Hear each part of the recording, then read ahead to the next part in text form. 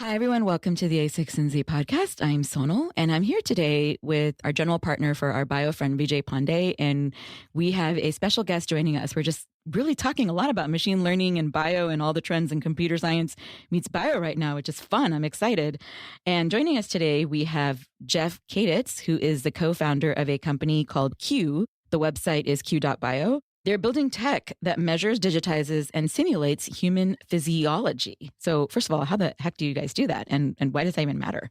Well, I think we live in an era where the amount of information we actually collect about our physiology is like exceedingly small. Like if you think about what the annual physical consists of, and actually if you ask most physicians and most research, there is actually no real correlation between outcomes and consistently doing annual physicals. But at the same time, look at something like dental care, which whether you're sick or not, your mouth is sick or not, twice a year you go and they measure a set of semi-quantitative standardized metrics. And as a result, we have these longitudinal profiles on hundreds of millions of Americans. Nobody goes to the dentist twice a year, for the record. Is that really true? I don't think so. Do you go to the dentist twice a year? I try to. Well, you're lying. I don't believe you. I think I do try to. It might be 1.7. Okay. Yeah. But even if it was one, I think if you look at the trends by most metrics, even adjusted for inflation, the cost of dental care is staying flat or going down. But at the same time, the quality of our dental health is going up, which means there's an example of a system that is very personalized. It's very preventative. And it's really just based on the simple idea of tracking longitudinal changes in some standardized set of metrics over time in order to make forecasts about the general trajectory of your oral health. Yeah, that's a great point because you think about it, you go to a dentist, you get x-rays and you get them, once every few years and you have this record over time. And so you can see things develop where maybe it starts off small and you don't know what it is, but you can see it change. And that added dimension of time, I think could be such a huge advantage. I think we want to reinvent healthcare to be preventative. We believe that healthcare can be reinvented so that it gets better and cheaper over time. And I think our vision for the world is really one where no one dies of a treatable disease. And the scope of what is treatable is actually increasing, and the scope of what is diagnosable is increasing. So we think that if we have the technology to treat something, no one should die from it. In medicine, we talk about diagnostics having a specific sensitivity and specificity. And by diagnostics, you mean just tests that measure disease? Well, that's actually, I think, an interesting question because we have specific opinions about what a diagnostic is. But in general, a diagnostic is a predictive model. Okay. Right. And when we talk about machine learning and computer science, like effectively, you do a clinical study, you come up with a variable and you say, this variable has some predictive power. And the way the medical community communicates this is in terms of sensitivity and specificity. And that tells you something about its true positive, false negative rates. But typically in practice, the way that we apply those clinical studies is to take a point measurement if you're symptomatic and then compare it to some clinical study that was done potentially a long time ago on a quote unquote representative population. And if you are above or below some threshold, some decision is made. And that's what the sensitivity and specificity is based on. The reality is that we have a lot of diagnostics that are recommended not to be used regularly because they don't have great sensitivity and specificity as a point measurement. PSA is a perfect example of this, which may have in the What's PSA? Prostate antigen. It is the gold standard test for determining if a man has prostate cancer, but it has a very high false positive rate. Now, I think if you look at this as a time series, right? And by time series, you mean like more than one point in time. Right. Then you're effectively you're really looking at changes in time then. And for us, looking at changes in time is what personalized medicine is about. There's a huge focus on genomics, and we think genomics is important, but the idea of a representative population, I think is fundamentally flawed, especially it's kind of ironic in the age where you embracing the idea that everybody has this unique genetic code. But the reality is that everybody's evolution of their physiology is unique to them, even if you're a twin. Even if two people have the same genome, they actually won't necessarily express the same phenotypes, which to us means that there's more information encoded in the evolution of your physiological state and the trajectories in your physiological state over time than your genetic code alone. So that effectively, from our perspective, that means that human physiology is a long tail distribution. So your genetic code cannot be the kind of, silver bullet that is magically going to bring us to the age of personalized medicine. For us, personalized medicine is much more about understanding the history of your physiology and how it changes over time, and how doctors can use that to interpret that based on, you as an individual. And then your genome can add extra information about how to interpret, whether you have a high level of some biomarker based on a genetic variant you might have. But do you think doctors, to some extent, are doing this already? We talk to more and more doctors who and honestly patients who say, we would love to do this. There's a few problems. And the biggest one is the fundamental thing that governs our healthcare system right now is based on retroactively looking actuarial models. And as healthcare costs increase, that means that next year, in order to cover the population, premiums have to increase. Rather than thinking about how much does it cost to take care of a specific population, because last year, over the last 10 years, they've gotten sick at this rate and it costs this much for these drugs, and these drugs are going up. And so look at it more like, well, we know we have therapeutics for these certain diseases that kill some percentage of people. What would we have to measure?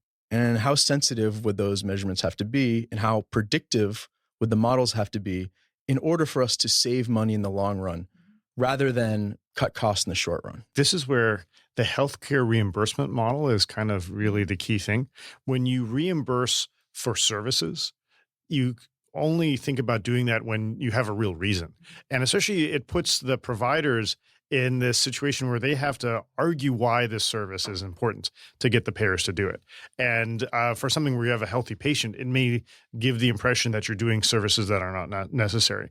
And the system is, in the old model, is really kind of stacked against this. In the new model, where you're trying to develop and give the best value, that's where actually doing this could make a ton of sense. What's the name of the new model? What's come up with the ACA and other modifications to healthcare laws, where being value-based versus just fee-for-service based, it actually will create the opportunity where this actually makes a ton of sense, because the total value to the patient, the value to the payer, is in making sure people don't get these diseases, which are very expensive. And I would add, interestingly enough, almost an irony to the idea of value-based care is, if you're going to have a value-based care model, if you're not monitoring the population continuously and regularly, you really don't have a way to know if somebody's getting healthier or not. So unless we have a way to quantify what it means to get healthier, we can't even develop a metric for what value-based care is. And so I think that not only does this make sense in terms of preventing illness and catching it at early stages, if we want to shift to a value-based model, I think it's required in order for us to develop metrics that would allow us to do that. I'm hearing you guys say, in reality right now, we don't really have a way of really capturing a person's longitudinal trajectory. Not with clinical data. Like, there's obviously an explosion in wearables, but that obviously isn't necessarily always clinical quality data. But or there's some patchiness. I mean, you get a test here and there, but it's just very anecdotal in what's in the record. Is that because there's different doctors taking the measurements? Or just you don't get every test on it all the time. Right. I mean, you just get it when you're symptomatic typically. And that's sort of when it's already potentially getting to be late. Yeah, I mean, most of the most lethal diseases, by the time you're symptomatic, you're in an advanced stage. Mm-hmm. So if we wanted that's a theme that comes up over and over again. Yep. I can't say that I know anybody who doesn't have some story of some relative or some friend going in for some unrelated test and finding out they had some terrible thing wrong with them. And if they're lucky, it was caught early. But if they weren't, it was caught late. And so I think one of the questions to ask is, if we have the technology to detect these things early, and we just sometimes get lucky for unrelated reasons and catch it, why wouldn't we figure out a way to use that more frequently? And I think the answer actually is costs, right? And false positive problems. Two aspects of cost, right? So cost is one thing and false positives are another. Just even if it didn't have the false positives, the cost could be seems like it could be higher. Let's talk about that. So let's first of all define what a false positive is and why it matters. I remember them from my days of psychology studies. Yeah. Well, yeah. So the issue for a lot of cases is that you get a false positive, where the doctor thinks you have the disease, but you really don't. I would even further segment it to two levels, where there's the risk, once you have a false positive, of having an adverse outcome because of the false positive. Right. Because a lot of times you can have a false positive and then do another non-invasive test, which eliminates the need to do something invasive. The real problem is a subset of the false positives which is, depending on, the pathology and the diagnostic and, what the, standard is for care, it's different. And when we talk about the cost of a false positive, there's the cost of any incremental test. And that's one thing. I think that's part is actually less concerning than the part where a person's health is negatively affected because of the false positive. A false positive in terms of prostate cancer can mean a biopsy that is unnecessary, very invasive, which could damage, your prostate. Same with breast cancer, and this is where time's actually really interesting, because if you're looking at PSA one shot, you may or might not do well compared to the population. But if you have the time series data, that looks like it could be useful for improving the accuracy, reducing the false positive rate.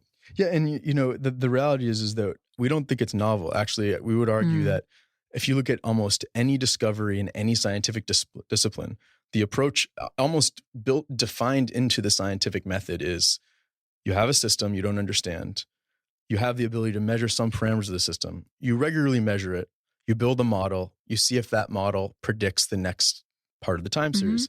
If it doesn't, you measure more. You find a better model, whatever it is, and you iteratively get better and better and better. And that's how you eliminate false positives. Well, a classic example playing out right now, and this is actually a very heated debate among all kinds of scientists, doctors, and various associations, the recommendations for women in mammograms. I think one of the issues with the tests on mammograms is the data suggests that it has too many false positives. And that you think about both the cost to the system and just the cost to these women, that they think they have breast cancer, but they don't. That's been a huge motivation to deprecate the test for only women that are older. Right. But this is the opportunity where having an improvement on the test's accuracy would be the key thing. Because if the test isn't accurate enough, then we get into this problem where the medical system will naturally, and I think correctly, suggest that it doesn't make sense to get the data. And this is maybe the irony. The irony is that if you think of this test from a one-off point of view, it may look less useful. But if you think of it from a longitudinal point of view, or longitudinal in the context of many other tests, suddenly now this is actually potentially useful information. But that's perhaps the case that has to be made and so on. And so I think that's the challenge that lays ahead. One of the issues I would just point out is mammograms aren't completely non-invasive. Yeah, exactly. There is some radiation. And so that's an example of something that I think would potentially be dangerous to recommend doing at using like a time series to increase the sensitivity and specificity. I don't think that's necessarily true for all of the imaging modalities, but I think that is important. Going back to thinking about it from a data science perspective, and I've built a number of businesses based on data science where you do these analysis of the predictive power or information value, you might say, of a single variable. And I can tell you, like, when you talk about, and I don't have the exact number with me, but if mammograms have a predictive power or information value in terms of defining or predicting whether or not somebody has breast cancer with a 70% accuracy, no data scientist in the world would throw out a variable that gave you that amount of information. They would just say, well, we need to find the other ones to combine with this that have some orthogonal information value that will bring us to a much higher level. And we don't have a way of doing that right now. Well, I would argue we do. We just don't do it. That's a really interesting point. I think we have to, it's a combination of this idea of how can you increase the sensitivity and specificity of diagnostics. And when I say, and I want to make one other point that's, I think, really critical is, and one other issue we have with even the notion of a diagnostic in medicine is that, when we talk about measuring a system and modeling it, that requires deconflating two ideas that are currently kind of bound together in medicine, which is just the simple idea of a diagnostic is actually two separate ideas that are jammed into one thing. And that is a measurement and then an analysis. Now, one of those things is immutable in some sense. It can be done once. It doesn't even matter if you do it wrong. You can't change it. It was just done. An analysis can be rerun. Like right now in medicine, a lot of times we store the result of a diagnostic, but we don't keep the measurement, which actually prohibits us from going back and building models that, in reusing the measurement to prevent the store of data. Right, exactly. I come from the world of developmental psychology, and our bread and butter is longitudinal studies where you track a human being's progress over time. That's the only way you can get that information. People would actually do these things to try to control for genomics by using twin studies. And the interesting thing is that there are fields that are actually biological that do this too. So sometimes I hear, oh, that works in physics and chemistry where there's, there's not the biological or life element, but ecology for predicting population growth or deforestation. We use longitudinal data to predict what the climate is going to be in 100 years. We use it to predict what the weather is going to be like next week. Yeah. For some reason, this has completely been, ignored for the purpose of healthcare.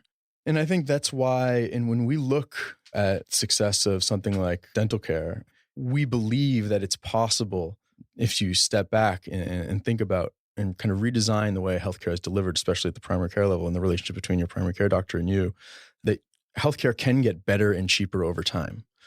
It's really about creating a positive information feedback loop. Not to go, harp on this dental care, but because we all get our teeth more than twice a year, apparently. There's dentists even are trained now and know that they are effectively the front line of healthcare. There are papers and research studies that show that there's a lot of diseases, that somebody can be, have no symptoms for, like cardiac disease, that dentists get the first look at because it's correlated to gum disease. So the next question to ask is, well, how do we know that, gum disease can be an early indicator of cardiovascular disease? We would argue that it's not because your gums are the best biomarker for determining whether your heart is healthy or not, but we have the most longitudinal data on our mouths, which makes it easy to correlate to an outcome. Interesting. So our question is what are if that's not the first order biomarker, what are they? And why aren't we tracking those, right? And how many people could we save if we figured out what those first order biomarkers are? Because they're likely inside your body, not on your gums. I mean, part of the other challenge, even beyond value versus fee for service, is really demonstrating that this will affect value. And this possibly is a chicken and egg problem, right? Because you need the data to prove the value and you need the sense of value to get the data. So how does one deal with that? I think that's more than anything an ethical issue. And, that's something we spend a lot of time thinking about. We fundamentally believe that there are a growing number of people, and there's, I think, a lot of data that supports this, and not just patients, but actual doctors who believe that a patient has a lot more rights to information about their body. Right now, to some degree, there is a paternal position taken by, organizations like the AMA that says there's certain information that is dangerous for you as a consumer to have about your own body. We find that a little bit ironic considering we also live in a country where you're allowed to drink and smoke and do things that definitely damage your health. But we're at the same time told that there's certain information we're afraid to give you because you might misuse it. So hand a person a cigarette, so but when not you talk about this chicken egg problem, we think a big part of that is changing what a patient's rights are. People should own and control information about their own bodies and have a right to whatever information they want about it, especially if it's can be non-invasively gathered and, they're willing to pay for it. That also suggests the obvious opportunity, the ability for patients to better use the data and have something to do with the data, I think might be part of the solution.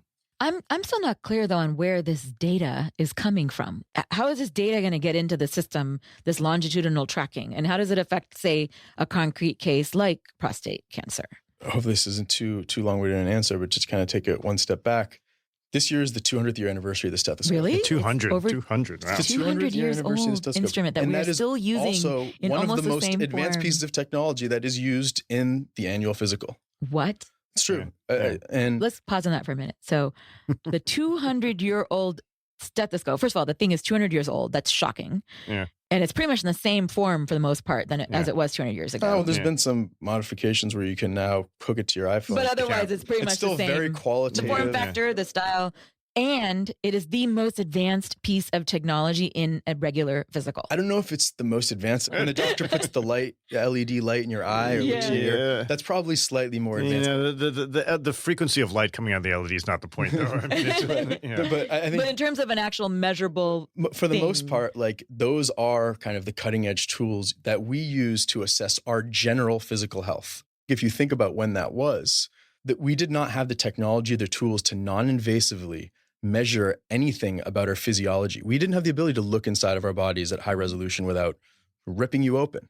I have a feeling that the first dentist kind of said, well, how are we going to assess somebody's health? And they said, well, we can just open their mouth and look.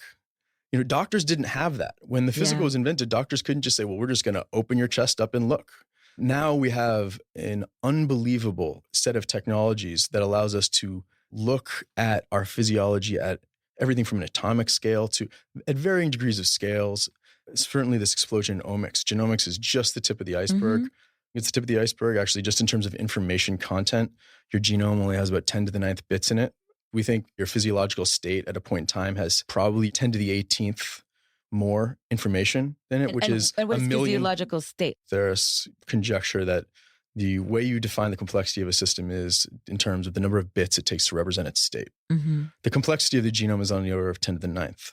The best estimates we have for a complete representation of your physiological state at a point in time is that it's 1,000,000 trillion times more information.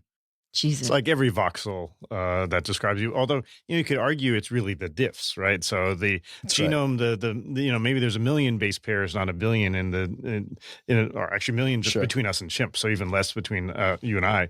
But then the voxel difference might be less, but still it's huge. The voxel, is like a 3D pixel. The 3D pixel, right? Yeah. Okay. Imagine you could break us down in our bodies into a whole bunch of 3D pixels, what the information content of that is. And that's about how your arteries are getting clogged. That's about how, you're getting tumors. That's about, all these things. We now have genomics, transcriptomics, proteomics, metabolomics, microbiomics.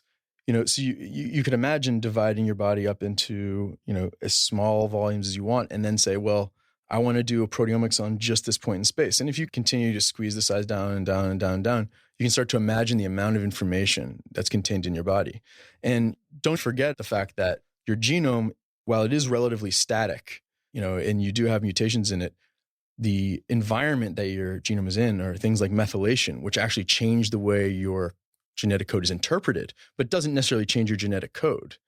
All those things are part of your physiological state that accumulate over time. So, and we would argue that it really is part of the explanation for why twins diverge. You are constantly interacting with your environment and accumulating complexity. We keep on thinking about DNA as being fixed, but our DNA is changing over our lifetime. And that a little tags get put on that affects how the DNA behaves. And this is where twins can start off with the same base DNA, but the methylation can change very much over time. Your point is that even with that methylation, there's just a physiological pattern that we express in our lives that is more indicative of health in some ways. Like when we talk about 10 to the 9th bits in your genome, that doesn't include the complexity that's added by the number of ways methyl groups can attach to your DNA and how that is different in every cell in your body. And you have 5 trillion cells and then another 5 trillion that are microbiome. That's only the genomics. There's And so you can start else. to see, I think. So if you actually think about the percentage of the complexity of our physiological state we measure on an annual basis,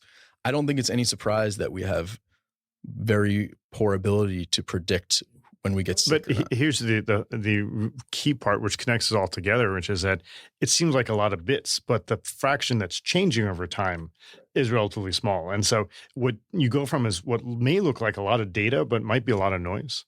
By having the change over time, suddenly this huge amount of bits goes down to be relatively small. I have a background in particle physics, and that's, what it was all about is everything's relative. There is no absolute. Doing a clinical study and coming up with an absolute threshold is inherently, we know from a lot of other sciences, less sensitive than tracking deltas in the same system. And the reality is we're all different systems, and we should probably be treated that way.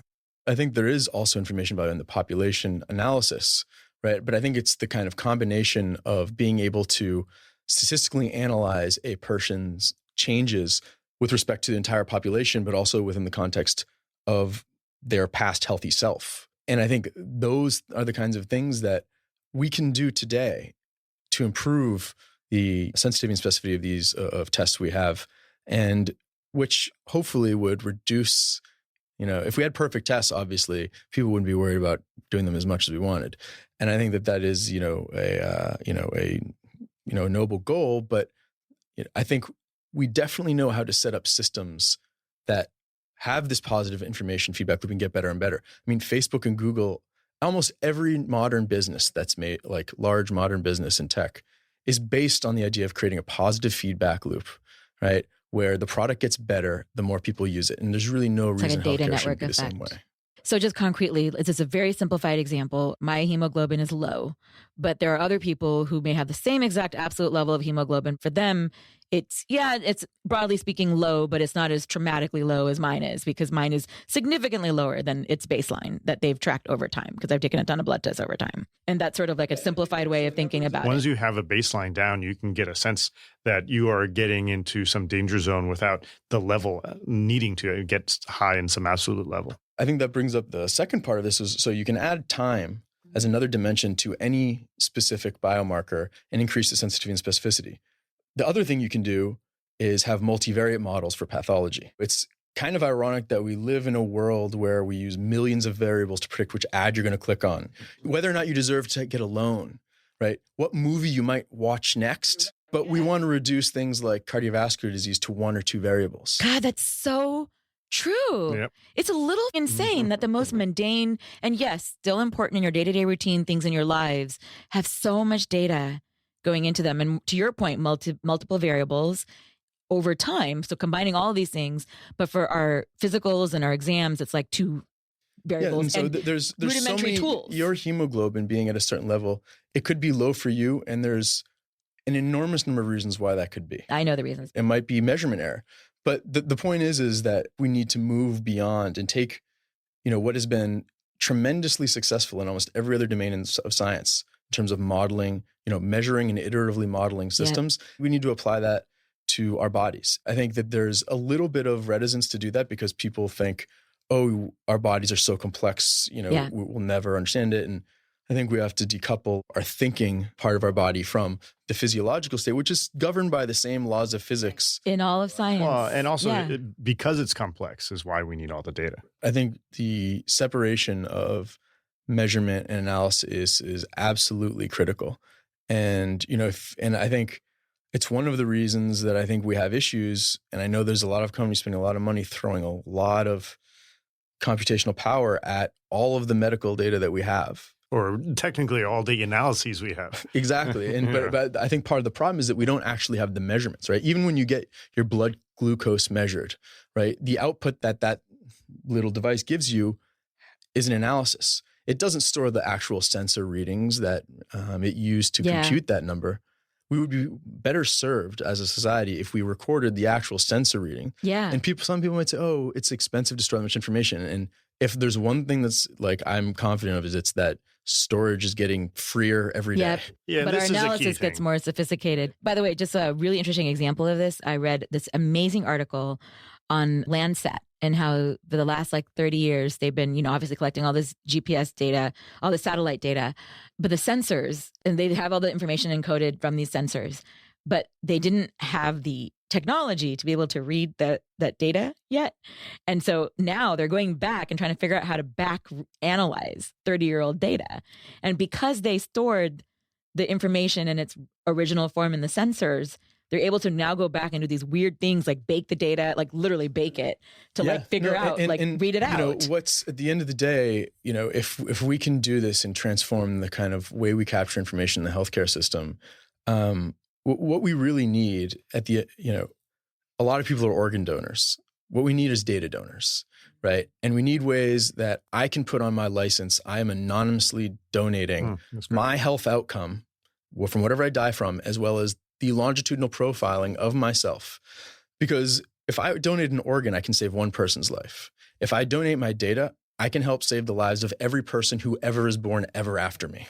And that's a network effect. That's how you as a person can improve the health of every generation after you. Yep, that's amazing. And how do you then control for the fact that the sample, because you're not getting to a population yet, is so small? You might have a few random people who might take on some project like donating their data. How many people do you need for it to get interesting? Exactly. That's a really good question. There'll be a lot of debate on what that is. I mean, just to give orders of magnitude, my gut feeling is 1,000 would still be a huge data set. I mean, you compare that to people who donate organs, it's a relatively small fraction. Mm-hmm. I mean, 1 million would be a dream, but 1,000, 10,000. Or think about the people who donate their bodies to be cadavers. What if those same people, I would much rather donate my data. I feel a little bit weird about donating my body. I would love to see the government sponsor a public data repository where people could donate data, and they could put you go to the DMV and you'd say, are you a data donor? and your healthcare data, if you die, is released heavily anonymized.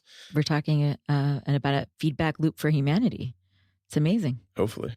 Thank you for joining the A16Z podcast. Yeah, thank you. Thanks.